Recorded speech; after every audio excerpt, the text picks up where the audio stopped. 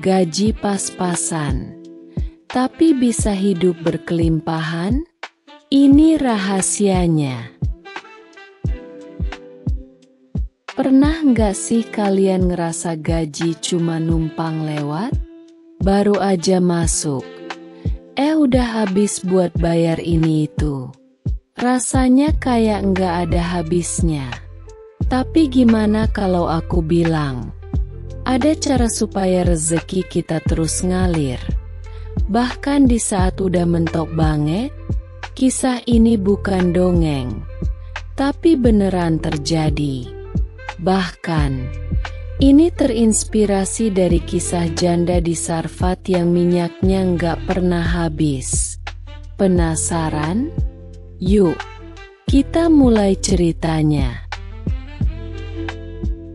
Salam pembuka. Halo teman-teman. Selamat datang di channel Glory Bali. Di sini kita bakal ngobrolin kisah-kisah inspiratif yang penuh hikmah dan bisa bikin hidup kita lebih baik. Ajakan like, komentar, dan subscribe. Sebelum lanjut, jangan lupa buat tekan tombol like, subscribe, dan nyalain lonceng notifikasinya, supaya kalian gak ketinggalan cerita-cerita menarik lainnya. Ajakan menulis doa di komentar. Dan yang paling penting, tulis doa terbaik kalian di kolom komentar. Siapa tahu, hari ini jadi hari di mana doa kalian dijabah. Amin. Perkenalan tokoh dan konflik awal.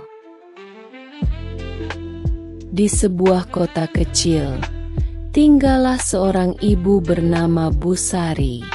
Ia seorang janda dengan seorang anak laki-laki bernama Dito yang masih sekolah. Sehari-hari, Busari bekerja sebagai penjahit di rumahnya. Gajinya, yah, cukup buat makan dan bayar tagihan, tapi nggak lebih. Kadang, untuk beli lauk aja harus mikir 2 kali. Suatu hari, masalah datang. Harga bahan makanan naik drastis. Sementara itu, jahitan yang masuk makin sedikit. Tabungan udah nggak ada. Gimana aku mau kasih makan Dito besok? Pikir Busari sambil memandangi dompetnya yang isinya cuma selembar 5 ribuan. Titik terendah dan keajaiban mulai muncul. Malam itu, Busari duduk termenung. Ia ingat kisah janda di Sarfat yang minyaknya nggak pernah habis berkat kepercayaannya pada Tuhan. Dengan hati bergetar, ia pun berdoa, "Ya Tuhan, Engkau yang memberi makan burung di langit, Engkau juga pasti bisa mencukupiku." Besok paginya, kejadian aneh terjadi. Ada tetangga yang datang tiba-tiba dan bilang, "Busari, saya ada acara. Bisa jahitin seragam 20 potong dalam 3 hari." Padahal, biasanya si tetangga lebih suka ke penjahit besar. Kejutan demi kejutan datang. Kerja keras semalaman. Akhirnya Busari berhasil menyelesaikan jahitan tepat waktu. Dan gak cuma itu, si tetangga kasih bayaran lebih. Dito yang melihat itu sampai takjub. "Bu, ini mukjizat." Tapi nggak sampai di situ. 2 hari kemudian, Seorang pelanggan lama tiba-tiba datang dan pesan banyak baju. Bahkan, ada yang nitip buat jualin baju di toko mereka. Bu Sari mulai percaya, ada sesuatu yang sedang terjadi. Konflik baru dan ujian kesabaran. Tapi hidup nggak selalu mulus, kan?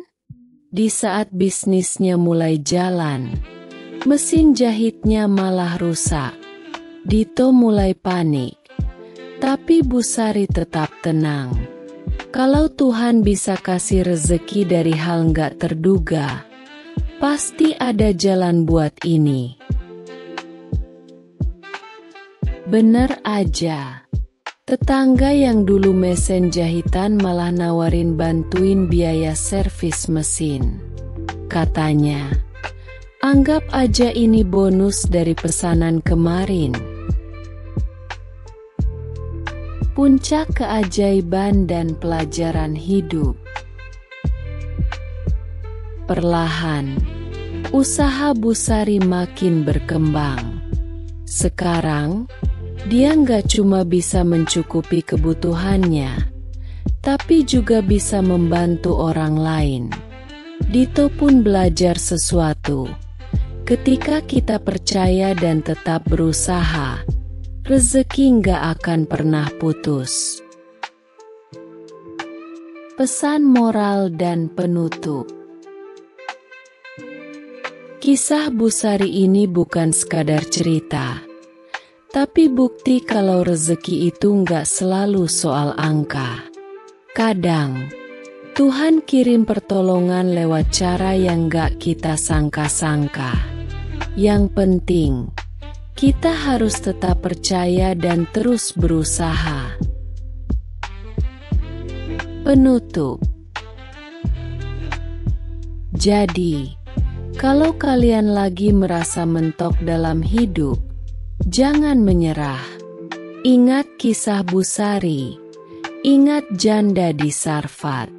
Tuhan punya cara sendiri buat mencukupi kita. Sekali lagi, jangan lupa buat like, komen, dan subscribe biar makin banyak orang yang terinspirasi. Sampai jumpa di video selanjutnya.